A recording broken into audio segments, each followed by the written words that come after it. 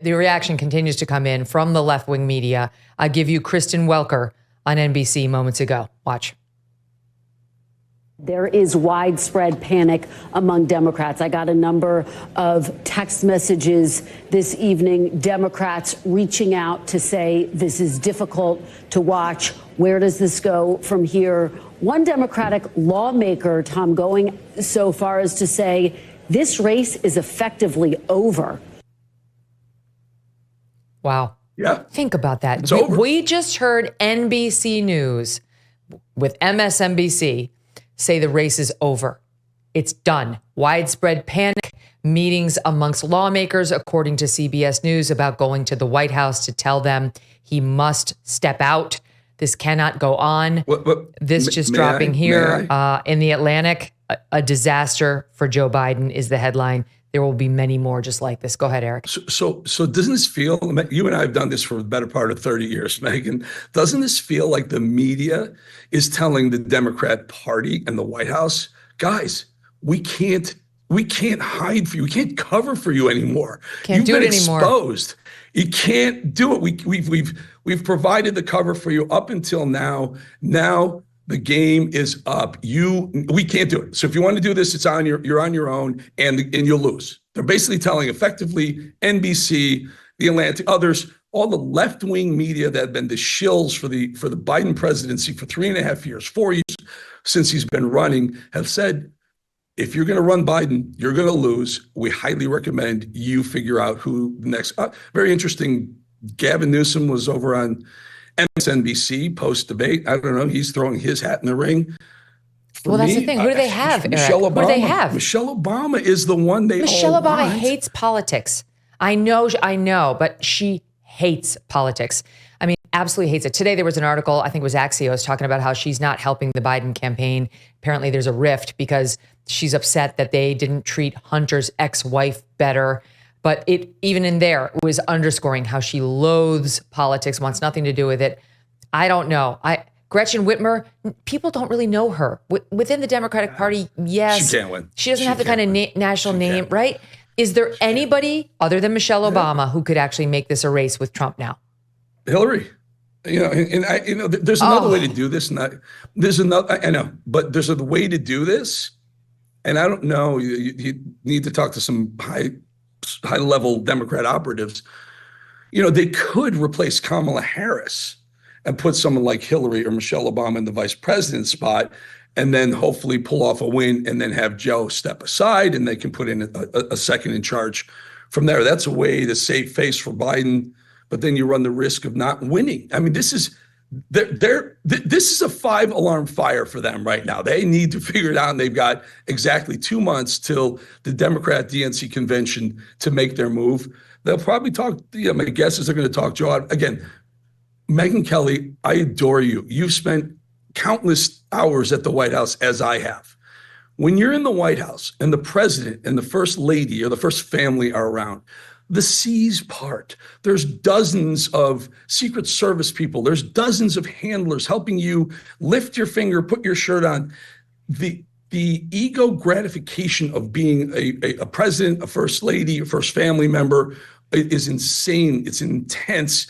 Everything is taken care of for you. Michelle may hate politics, but I guarantee the Obamas love the lifestyle of living at 1600 Pennsylvania Avenue and all the bells and whistles that come with it. The Air Force One, everywhere you go, you step off the plane, you step into wherever you're headed, the path has been predetermined for you. It's a crazy, not to mention the chance of being lifestyle. the first female president. Not to mention the chance of being the first female president. And if they came to her and 100%. Said, your country needs you. If you don't do this, it is a guarantee that Donald Trump will be president again. And you know, they genuinely see him as a Hitler-esque figure. I'm just going to give you a little bit more. First, let's play Chuck Todd and his reaction at NBC. One of the things was, would either candidate look like the caricature that the other campaign has been trying to paint of him? And at the end of the day, Joe Biden looks like the caricature that conservative media has been painting. And there were no clips tonight, right? This was, you saw it before your eyes. Look, I don't want to just tell you what I think here, Tom. I've been talking to a lot of leaders in the Democratic Party, electeds, coalition leaders. There's a full-on panic about this performance. Not like, oh, this is recoverable. It is more of a, okay, he's got to step aside. There's a lot of that chatter. This is about as bad of a performance in order to that Biden could have delivered if his goal was to try to sort of calm the waters among Democrats. I mean, look. Yeah, if that was his goal, he failed. I mean, we've heard it now across the board. CBS, CNN, MSNBC, NBC, The Atlantic just pulled up this piece, a disaster for Joe Biden. In tonight's first debate of the presidential campaign, the president appeared meandering, confused, and extremely frail. His performance was at times almost physically uncomfortable to watch and will greatly amplify the calls for him to step aside. When the debates were announced in May, some pundits viewed it as a win for Biden, who was trailing Trump narrowly but consistently. His campaign wanted to put Trump in front of the Americans early in the campaign and remind them of the chaos and division he produced. It was a bold gamble by the president, and he lost. Oh boy, did he ever. It's across the board. My phone's blowing up. Every single pundit, every single person with any connection to Democrat officials, Eric, is saying he's done. I don't even know if he's going to finish his presidency at this point. So let's deal in what we know right now. What we know right now is going into this debate, Trump was leading in all 7 of the swing states. In fact, today there was a more recent poll that had him leading in all 7 of them, even on a wider margin. And I head-to-head, which I don't buy these head-to-head national polls ever. You need to take it state by state. But Trump's leading going into the debate. Trump, for whatever reason, he really stayed within himself. He was cogent. He was reserved. He didn't take the bait when Biden was, calling him convicted felon, sleeping with porn stars. Trump stayed, and you pointed out, if this is the Trump he stays after the next 5 months, he's president. You know what, Megyn, it's over. We know what we know right now. Joe Biden against Trump. Trump is he's going to be the next president based on what we know at this very moment right now. There's no stopping him right now. The only thing that could possibly happen would be something that's probably never happened before. I'm not even sure it's ever happened in politics, but it's a Hail Mary pass. It's 4th down.